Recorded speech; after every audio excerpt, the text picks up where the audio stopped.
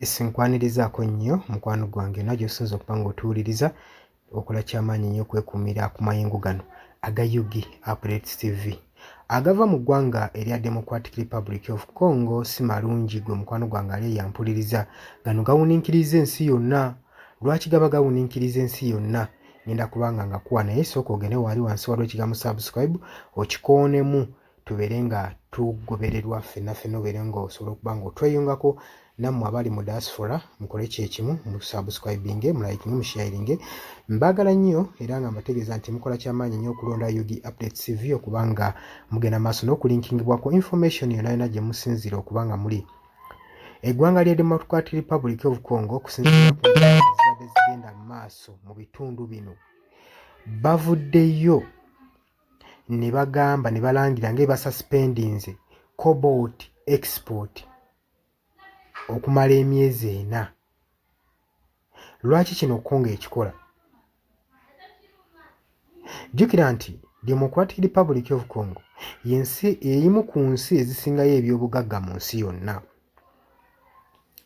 era yeesigala nga mu nsi yonna okuba nga be basinga okuba nga beetise ebyobugagga by'ensi eno. Kigambibwa nti Democratic Republic of Congo y'emu ku nsi eziriidinze cobalt production, y'ensi esinga okuba nga eproducinga cobalt. Bw'oba ng'obalirirwa kiri 80% ku global output kubafulumya cobalt okugenda mu mawanga amalala. Kati olw'okuba nti cobalt ennaku zino yeeyongedde demand okuba nga abanjibwa, olw'okuba nga akozesebwa mu defense, mu airspace, mu energy storage, mu ba consumer, mu electronics, ssaako ne electronic machines, ssaako ne mu electric vehicles. Oversupply eno okuva mu Democratic Republic of Congo ereesewo contribution ey'amaanyi n'eteekawo price pressure n'eba ng'eri waggulu. Okuva mu Kinshasa, Democratic Republic of Congo, abasinga okusupplyinga cobalt mu nsi yonna balangire ne bagamba emyezi 4 basuspendinze okuba nga beexportinga cobalt basobole okuba nga bastabilizinga global market. Bagambye kino tukikola okusobola okustabilizinga global market mu nsi yonna, tebagenda kuddamu kutwala bunaayira cobalt waabwe. Eno nno decision, kino ekirowoozo kyanawunsingiddwa ne ba authorities ab'obuyinza abali mu regulation and control of strategic mineral market, era barespondinze olwa oversupply evuze price ng'egizza wansi.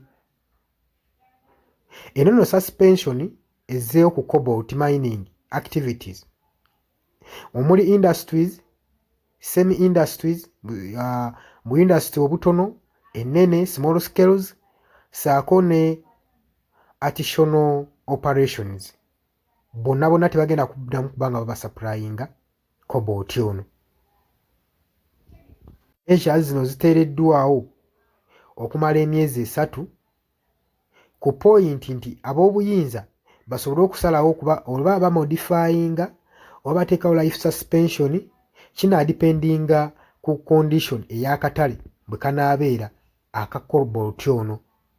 Okusinziira ku katale, ba participants nga bali ku cobalt abasupplyinga basuubira okuba nga mu mwaka gwa 2025 ejja sigala ng'ekyali waggulu ebbeeyi ya cobalt n'okusinga 2023. Chinese be basinga okuba n'original cobalt ayingira mu market mu second half of the year. Banalysis bagamba DRC cobalt production mwenaaba ekula mpola, ejja kula mpola, naddala nga China ne guruupu yaayo bagenda mu maaso n'okuba nga bakomekkerezebwa production zaabwe. Congo kyekoze olaba nga baba bafiiriddwa naye baba tebafiiriddwa wabula bagezaako okuba kino kigenda bayambako n'okustabilizinga stability mu ggwanga lyabwe kubanga baba balekedde awo okuproducinga cobalt nga babutwala mu mawanga ag'ebunayira nga tebamu exportinga. Amawanga gano ag'ebunayira gagenda kubeera ku pressure saako n'okwebuuza kuba wajja kubeerawo high demand ya cobalt eno. Kitegeeza ki nti kijja kuba ng'ekiraga nti no instability ze zigenda mu maaso mu ggwanga erya Democratic Republic of Congo ze zireese ddire mu production eya cobalt. Kati kiba kitegeeza mu byo bajja kuteekawo pressure ku bayeekera bano aba M23 ku stability zonna ezigenda mu maaso mu ggwanga erya Democratic Republic of Congo. Okusinziira ku mawulire agavaayo mu January ne September 2024 cobalt mu Democratic Republic of Congo production yafulumizibwanga kiteebereza nti nno 84,072 metric tons zezifulumizibwa eza cobalt exceedinga ku 60,000 to 70,000 multofuluya ezifulumizibwa mu katale.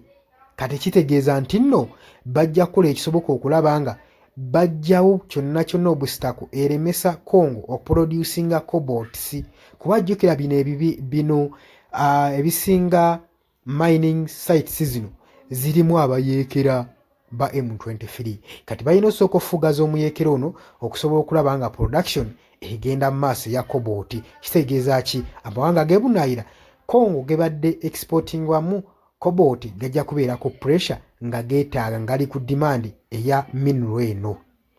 Obadde oli muwuliriza mulungi nnyo ku Yugi Updates TV era webale kwekuumirako gw'atannatwengako kirira wansi waliwo ekigambo subscribe okigatteko gwe omukwano gwange ali eyampuliriza. Mbaagala nnyo mwebale kwekuumira ku mayengo gano.